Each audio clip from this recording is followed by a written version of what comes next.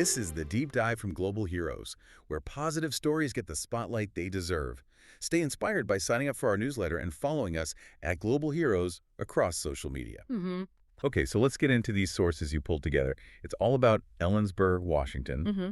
And I guess our goal here, our sort of mission, is to unpack what makes it unique. Especially, for someone maybe looking for a genuine retreat. Yeah, exactly. A place kind of tucked away between the Cascades and the Kittitas Valley. Right, so more than just a quick stop. We want to figure out why it's pitched as this spot for finding maybe quiet, meaning getting away from the usual grind. Well, and what's interesting looking through this material is that it's not just quiet. There's this surprising mix. A mix? Like what? Really rugged outdoor access right alongside this this unexpectedly vibrant creative energy. Okay. And it's all wrapped up in that sort of classic small town charm, but maybe with a bit more intention behind it. It's about slowing down, but not necessarily doing nothing. Intentional slowing down. I like that. So let's dig into that blend. The sources seem to frame Ellensburg less as just a destination and more like a base camp, maybe? Exactly. A base camp for exploring. It doesn't really matter how you get there. Van, car, RV, whatever. There are options. Options like proper campgrounds or... Yeah, you've got everything from like dispersed camping on public lands, really out there under the stars, to some quite thoughtful local hotels and inns described in the notes. And the exploring itself? What kind of outdoor stuff are we talking about? Oh, it's really varied. That stood out to me. You could be hiking near Snoqualmie Pass one morning, Right. Big mountain views. Okay, classic Cascade stuff. Right. But then you could pivot completely and go explore, say, the Ginkgo Petrified Forest State Park, which is totally different, ancient sagebrush landscape, petrified wood, almost alien, the sources suggest. Huh. Petrified forest. Didn't expect that. Yeah. Or there's Olmstead Place State Park, which is more about preserved pioneer history, but still outdoors.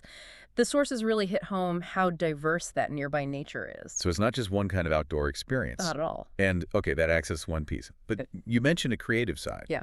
And food, too. Mm-hmm.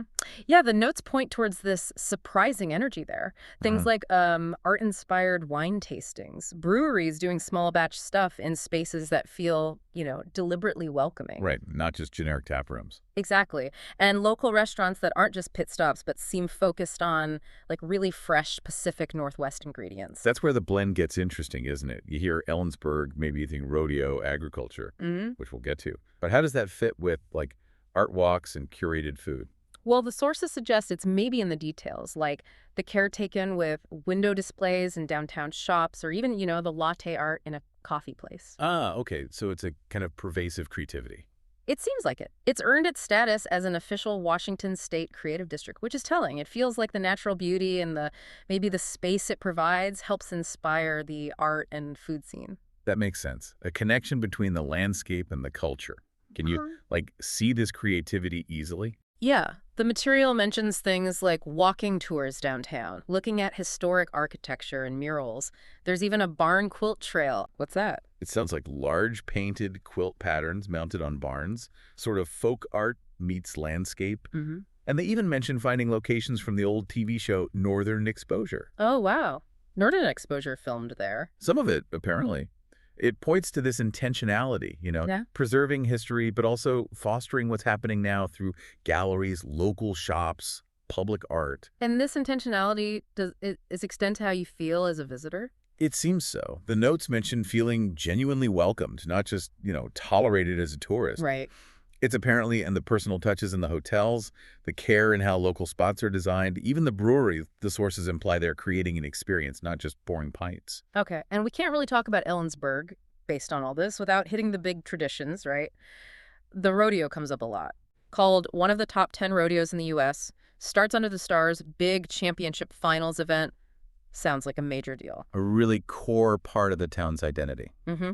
And running right alongside it is the Kittitas County Fair, which the sources describe as, a real slice of local life, carnival rides, animals, agriculture exhibits, a celebration of that heritage. So it's not just the rodeo performance, it's the whole fair atmosphere, too. Exactly. And the point seems to be between these big annual events and the year-round stuff, art walks, music, festivals, a farmer's market, they praise pretty highly. There's this constant, vibrant community pulse. It feels authentic.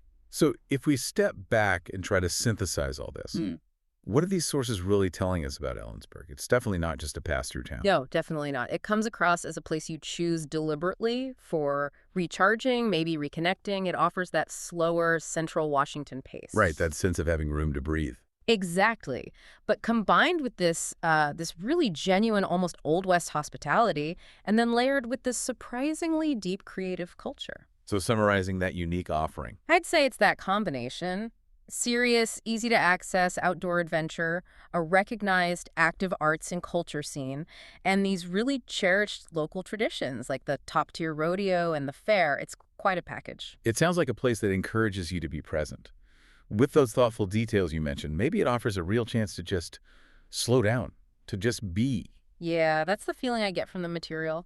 And it makes you think, doesn't it, about how places that manage to weave together that natural beauty with a really authentic, cultivated local culture, maybe they offer a specific kind of recharge. A kind of escape that feels maybe more necessary now. Perhaps. Something beyond just getting away, but actually connecting with something real. Interesting thought.